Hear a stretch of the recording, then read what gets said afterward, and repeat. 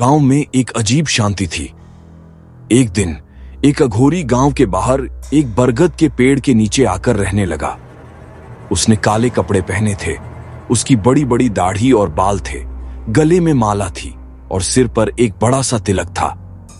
गांव का सरपंच, जो बहुत अहंकारी और क्रूर था, उस अघोरी को पसंद नहीं करता था। रात का समय था।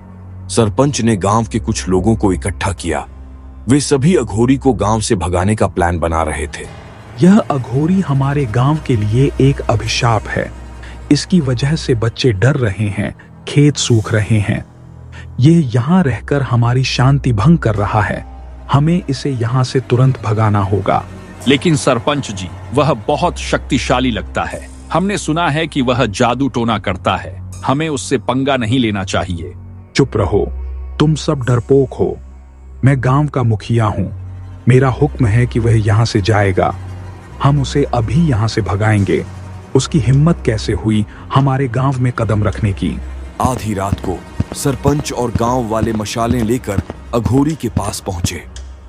अघोरी शांत बैठा था, जैसे वह उनका इंतजार कर रहा हो। घोरी, तुम इस गांव में नहीं रह सकते। यहां से चले जाओ अभी।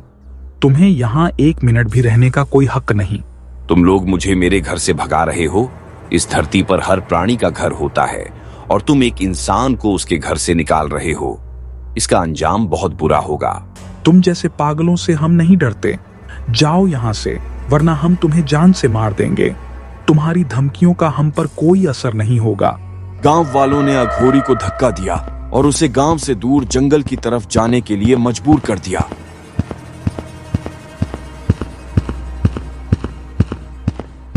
अघोरी गांव से बहुत दूर जंगल में एक सुनसान जगह पर रुक गया। उसका शरीर गुस्से से कांप रहा था। वह जोर से हंसा। उसकी हंसी हवा में गूंज उठी। सरपंच ने मुझे गांव से भगाया। उसने बहुत बड़ी गलती की है। उसने मुझे नहीं, बल्कि उस शक्ति को भगाया है जो उसकी रक्षा कर रही थी।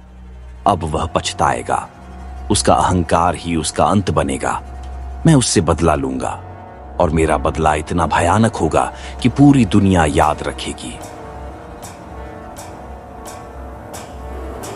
अघोरी ने जमीन पर बैठकर एक भयानक अनुष्ठान शुरू किया। उसने एक खोपड़ी को सामने रखा और कुछ ऐसे मंत्र बुदबुदाए जिसे सुनकर हवा में ठंडक फैल गई। वह अपनी आंखों को बंद करता है और कुछ फुसफुसाता है। अघोरी के मंत्रों से जमीन कांपने लगी। तभी एक काली परछाई हवा में प्रकट हुई। उसकी आंखें लाल थीं और उसके बाल बिखरे हुए थे। यह एक डायन थी जिसे अघोरी ने सरपंच से बदला लेने के लिए बुलाया था।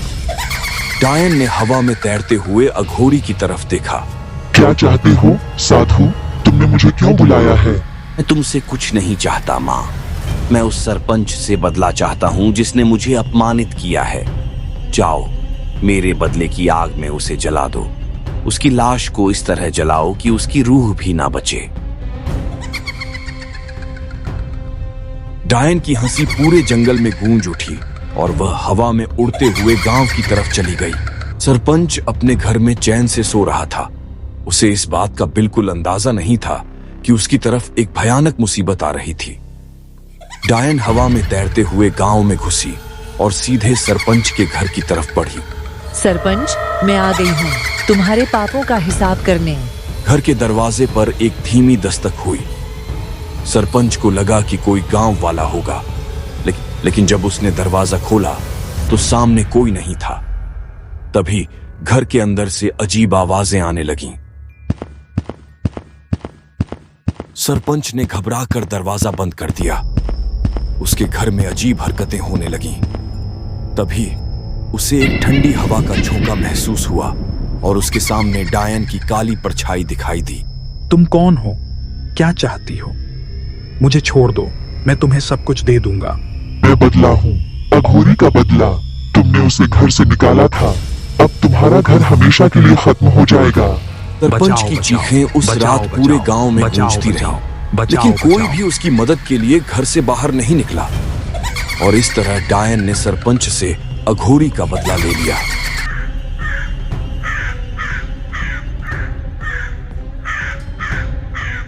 अगले दिन सुबह जब गांव वालों को सरपंच की लाश मिली जिस पर अजीब नीले निशान थे। गांव वाले सोचते रहे सरपंच कैसे मरा, लेकिन डायन का बदला पूरा हो चुका था।